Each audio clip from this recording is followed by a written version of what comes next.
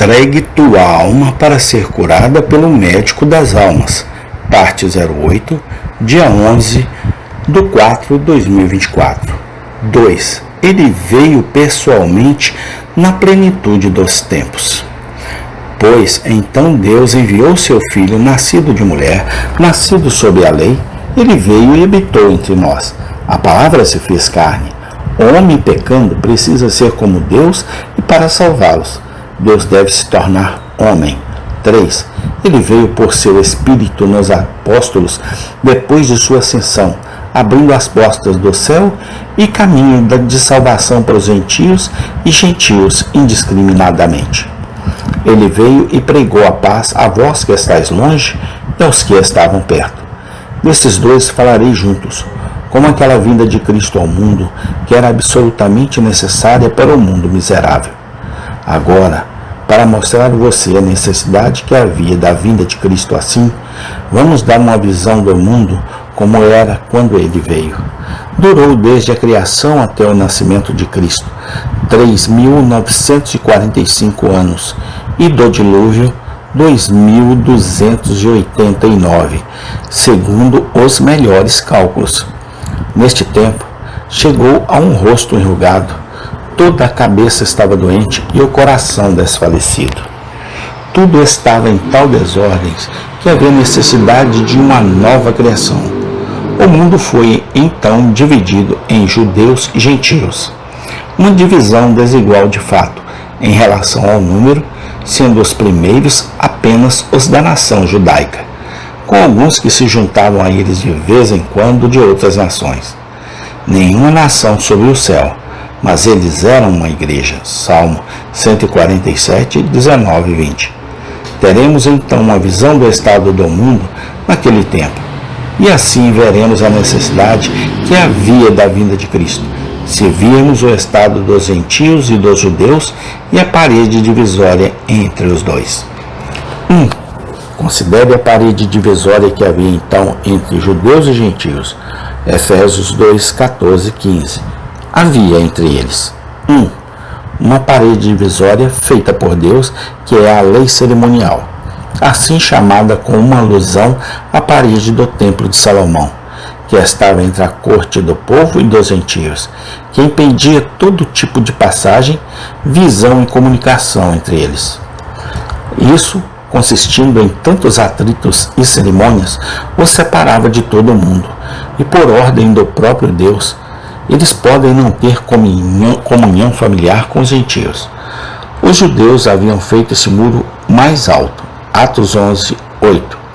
Havia também um muro feito pelo próprio homem, e esse era a inimizade entre judeus e gentios. Havia um ódio mortal entre eles. Os judeus chamavam os gentios de cães e os repreendiam por sua incircuncisão. Os gentios novamente zombam de sua circuncisão, seus sábados e outras instituições. Que necessidade havia aqui de um reconciliador para tornar ambos um, que foi o efeito da vinda de Cristo? Encontramos o próprio Cristo proibindo seus apóstolos de entrar no caminho dos gentios ou de entrar em qualquer cidade dos samaritanos. Mas depois, o véu do templo se rasgou em dois, e ele lhes deu uma nova comissão: ir e ensinar todas as nações. Então, Isaías 11, 6, 7 começou a se cumprir. 2. Olhemos para os gentios, e entre eles vejamos nossos pais, que estavam sem essa partição, e lá os veremos, naquele tempo sem Cristo, sendo estranhos à comunidade de Israel, e estranho às alianças da promessa, sem a esperança e sem Deus no mundo. Eles eram o reino visível do diabo, sob o poder das trevas, o caminho da salvação totalmente desconhecido entre eles. Quanto aos lábios entre eles, quantos conheceram a Deus, não o glorificaram como Deus, nem foram agradecidos. Eles foram afogados na superstição.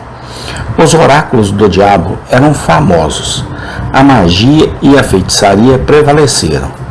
A ideia de Deus foi quebrada em pedaços por eles, como um grande espelho, e em cada pedaço eles pensaram que viam um Deus. Varro calcula mais de 30.000 adorados pelos europeus sozinhos. Eles foram entregues a todo tipo de imundícia. Romanos 1, 23, 32. Eles eram muito cruéis, como se vê em seus sacrifícios humanos, no espetáculo sangrento dos gladiadores e coisas do gênero. Sim, eles sacrificaram seus filhos e suas filhas aos demônios. Estas e outras semelhantes foram as obras do diabo, que Cristo veio destruir.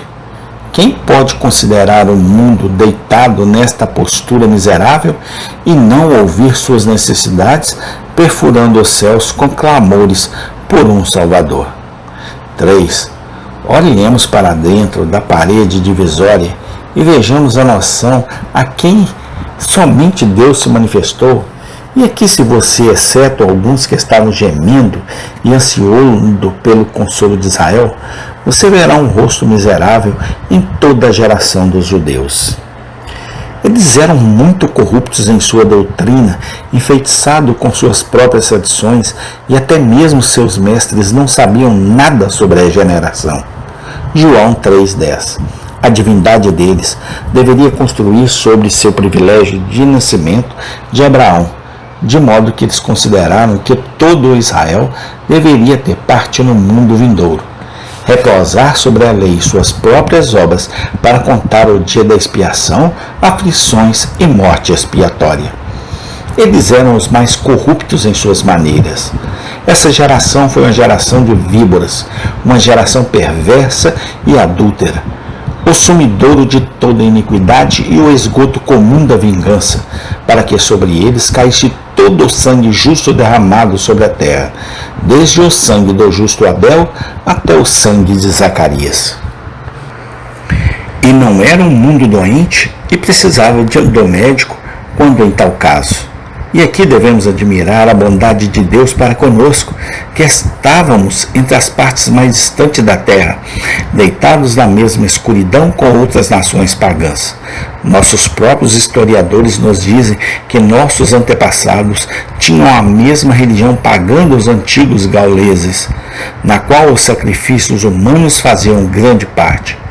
Mas agora Cristo veio e estabeleceu seu padrão entre nós. 2.